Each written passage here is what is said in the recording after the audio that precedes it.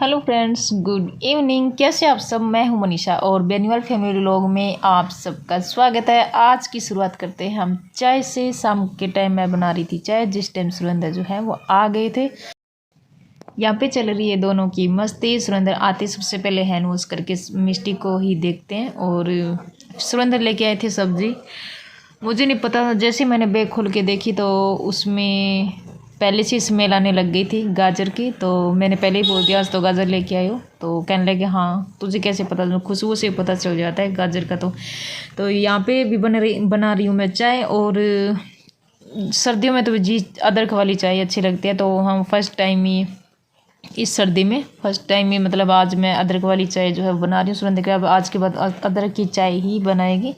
तो हम इतना नहीं पीते हैं अदरक की चाय, ज़्यादातर हम सर्दियों में ना गुड़ की चाय पीते हैं। गुड़ की चाय ना बहुत ही अच्छी लगती है, सर्दी हो चाहे गर्मी हो। अब तो सर्दी में तो बिना चाय के तो काम ही नहीं चलता। तो हमारी भी चाय हो गई अब स्टार्ट, क्योंकि अब हम फुल चाय पियेंगे। और वैसे भी अब की बार तो मैं गाँव से ना आई हूँ ना, तब से बहुत ज़्यादा चाय पीने लगी हूँ, बहुत ही ज़्यादा। हाँ पीती हूँ एक बार, पर बना के अच्छी सी चाय बना के पीती हूँ मैं। एक गिलास तो मेरा फुल ही है। और ऐसी सर्दी में तो सभी चाय पीते ही पीते हैं वैसे तो, लेकिन हम इतनी चाय नहीं पीते। सुबह एक बार चाय बनती है और एक बार बनती है 4 बजे लगभग, क्योंकि उस टाइम मैं बना लेती हूँ कि स्वीटी को भी थोड़ा बहुत मतलब बिस्किट वगैरह ये सब खिलाना पड़ता है मुझे। शाम को जब सुरेंद्र आते हैं 5 साढ़े 5 बजे, तभी मैं चाय बनाती हूँ। और यहाँ पे सुरेंद्र ले आए थे साथ नमकीन, और चाय बन के हो गई थी रेडी। और मैं सोचा चलो नमकीन ही खा लेते हैं थोड़ी बहुत, क्योंकि स्वीटी जो है वो आदित्य का बर्थडे था तो वो वहाँ चली गई थी।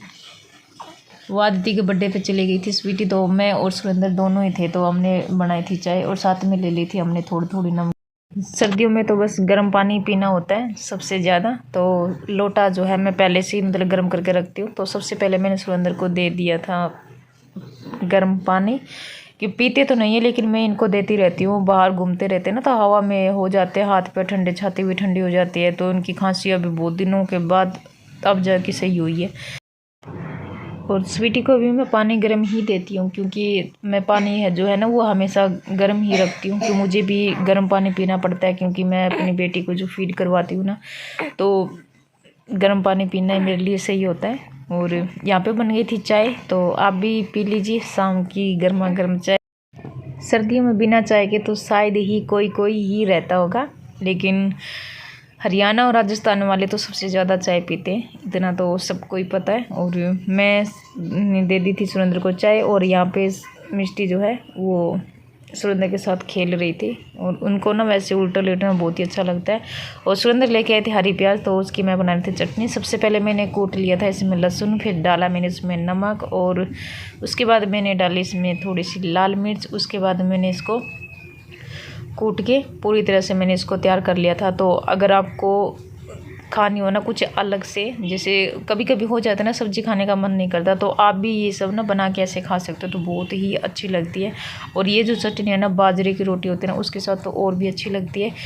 तो मैंने बाजरे की रोटी तो नहीं बनाई थी, और सुबह जो मैंने पूरी बनाई थी ना वो सरसों का तेल तो वही रखा था, तो मैंने उसी में इसका छौंक लगाया। मैं सोच चलो इसका रख दिया था मैंने ऐसे ही, मैं उसमें सब्ज़ी वगैरह जो वो बना लूँगी, थोड़ा सा बचा हुआ था तो इसमें मैंने इसी का ही छौंक लगाया। तो ये देखिए ये वाली जो चटनी है ना हरी प्याज की, जिसे हमारे यहाँ तो इसको गूंदली बोलते हैं, लेकिन यहाँ हरियाणा में इसको हरी प्याज, यूपी बिहार में भी शायद हरी प्याज ही बोलते हैं।